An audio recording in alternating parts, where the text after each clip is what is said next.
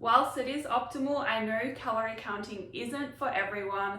That's why this video, I wanted to give you 5 ways to lose weight without counting your calories.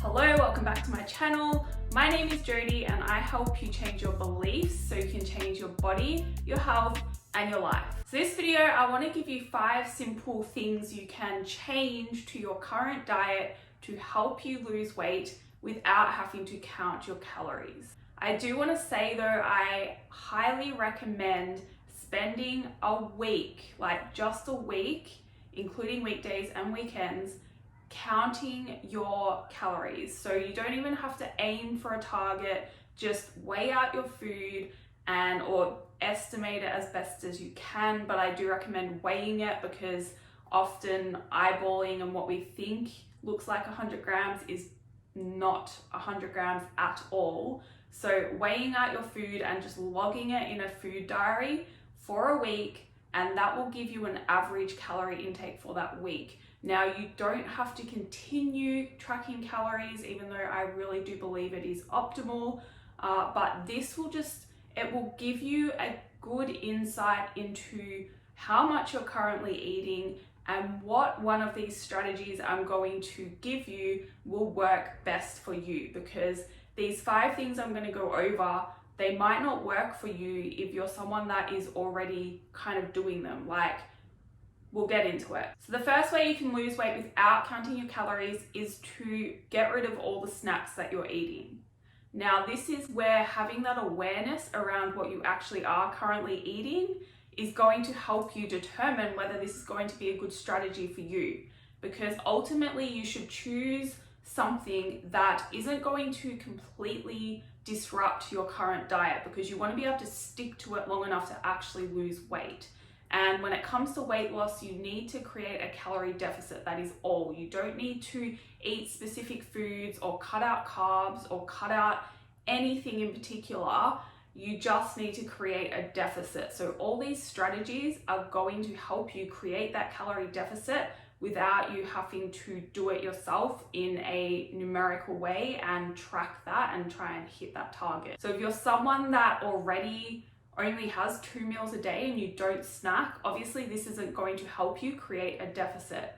But if you are someone that is constantly snacking, and say you become aware of that, because often we mindlessly eat and we snack without even really realizing it, and tiny little bites of food done multiple times a day or had multiple times a day really add up to a lot of calories. So if you just stop nibbling on food and stop snacking, it could be enough to create quite a large deficit in your day, and that is going to help you lose weight. Now, if you're someone that has a lot of high calorie snacks, so usually muesli bars, muffins, what you might want to do, instead of completely cutting out snacks, you can replace those snacks with a lower calorie snack. So say a piece of fruit, berries are really good, or some vegetable sticks with say some cottage cheese or just veggie sticks, but anything that is nutrient dense, and often that means it's lower in calories. That is where, again, having that awareness around what you're currently eating is really going to help you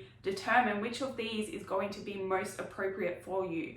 Because at the end of the day, you don't want to make drastic changes or too many drastic changes straight away, because you're not going to be able to stick to that. You need to choose one thing, and one thing that is going to have a really big impact but be easy to implement, because that is going to set you up for success, because you're going to be able to stick to it, you're going to start seeing progress, and then that is going to give you that continued motivation and drive to keep going and maybe add more strategies if you need to. So if you're someone that does snack a lot, obviously cutting out snacks is going to have a really big impact.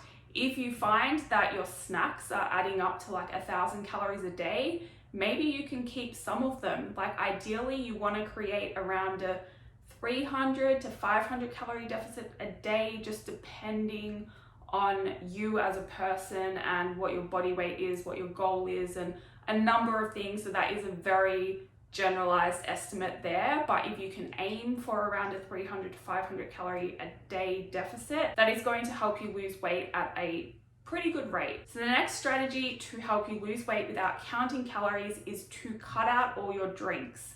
And I don't mean every drink, obviously you still should be drinking lots of water, but I mean cutting out all the drinks with calories in them. So obviously alcohol, any kind of juices, smoothies, milky coffees, any drink that you discover has a lot of calories in, getting rid of those is going to help you create that calorie deficit in your diet to help you lose weight. If you're someone that has a lot of calorie dense drinks in your day, maybe you don't need to remove all of them, maybe you can just remove some of them and stick to just one calorie dense drink, so maybe a glass of wine if you really enjoy that, but then replace the other drinks with water or any low calorie drink. So tea with a tiny bit of milk, black coffee, sparkling water, diet soda, any of those are fine replacements instead of having those calorie dense drinks. The next option to help you create a calorie deficit without counting your calories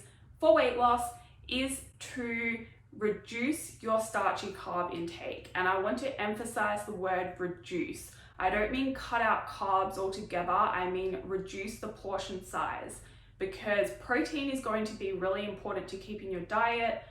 Fat, you might want to reduce just depending on the person, but fat is essential, so you do want to make sure you are eating enough fat. Whereas carbs, they help you in terms of making you feel better, they help you with sleep, they help you with performance in the gym and energy overall, but they aren't essential. So reducing your portion size of carbs, especially starchy carbs, so basically any non-vegetable carb source, replacing those or reducing the portion size is going to help you create that calorie deficit, especially if you're someone that eats a lot of carbs. An example of what this might look like is, instead of having like a massive bowl of pasta, cut the pasta in half. And what I would recommend, instead of not having anything to replace that portion of pasta you remove, put some vegetables in there instead. So have half of the pasta and then create that same food volume with a non-starchy vegetable or even a starchy vegetable, because often they have less calories than starchy carbs. So an example of what this might look like is have pasta and then have it with zucchini noodles or chopped up zucchini as well, or have pasta with pumpkin or pasta with broccoli, and that vegetable is going to help you give you that food volume, so it's like you're eating the same amount of volume but for less calories. So if you do that across multiple meals of your day, that is going to help you create that calorie deficit to lose weight. Another good example is with bread. Say you have eggs on toast every morning for breakfast and you have 2 slices of toast.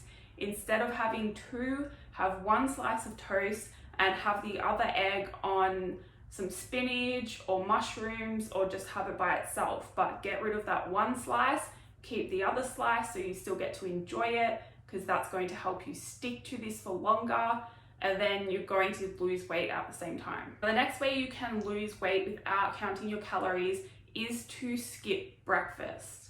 Now, obviously this is not going to work for you if you already don't eat breakfast, but if you're someone that has a big breakfast every day, simply removing it from your day is going to help you create a calorie deficit pretty easily, and that is going to help you lose weight. Often our breakfast can be as much as like 600, 700 calories, depending on what you eat. Maybe it's only 300 calories, but skipping that whole meal is going to help you create a calorie deficit. Now, breakfast is not the most important meal of the day. You don't need it to increase your metabolism or kickstart your metabolism. Your metabolism is always running. So if you want to get rid of breakfast, say you don't enjoy eating it, or you don't really have time to eat it properly, then simply don't eat it. Like, it's fine, and it is going to help you lose weight if that is your goal. The other thing I want to say about skipping breakfast is you will be hungry at the start because your body gets into a rhythm when it comes to meal frequency. So it will be used to and expecting food first thing in the morning if you're used to eating breakfast.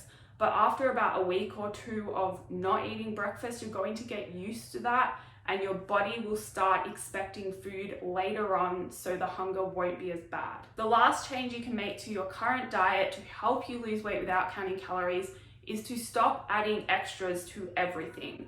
Now, when I say extras, what I mean is things like adding nuts and seeds to oats in the morning, or adding peanut butter to everything, or adding sugary sauces and packaged sauces to everything. Instead of those sauces, what you can use are real herbs and spices, salt and pepper to help flavor your food for pretty much 0 calories, as opposed to the sauces, which are usually high in sugar and have a lot of added calories for no food volume. So they're not really going to help fill you up, but they're going to be adding a lot of excess calories for no reason. Another extra that you might be adding unnecessarily is oil. Stop adding that to salads. Get used to the taste without oil instead, usually by adding salt and pepper. That gives that flavor and makes it taste better without having to add oil. If you add a lot of oil, then maybe you can just add a tiny bit. But getting rid of oil is just a really easy way to cut calories without feeling like you're being deprived of eating food. You're still getting to eat food volume, like lots of food, without all the excess calories, and that is going to help you create that deficit, help you stay satisfied, and help you lose weight. If you're someone that cooks in a lot of oil, changing your cooking method, so instead of frying everything, starting to bake things instead, or using spray oil instead of like adding the liquid oil, could help you as well. So again, I want to finish with, whilst it's not necessary to count calories to lose weight, you do need to be in a calorie deficit to lose weight. Any diet that works creates a calorie deficit. So these 5 ways are going to help you create a calorie deficit without counting calories. But I would still recommend weighing out and tracking your food for a week, because that awareness around what you're eating is going to help determine which strategy will be most beneficial for you. And it's also going to help give you some awareness around food, like what is a good source of protein, what has a lot of calories, what has not so much calories for more volume. And that is going to give you knowledge that will help you make better food choices into the future, and that's really going to help with your weight loss journey. So that is all I have for you for this video. I hope you enjoyed it. If you have any questions, please send me an email, hit the like button if you liked it, and I will see you in the next video.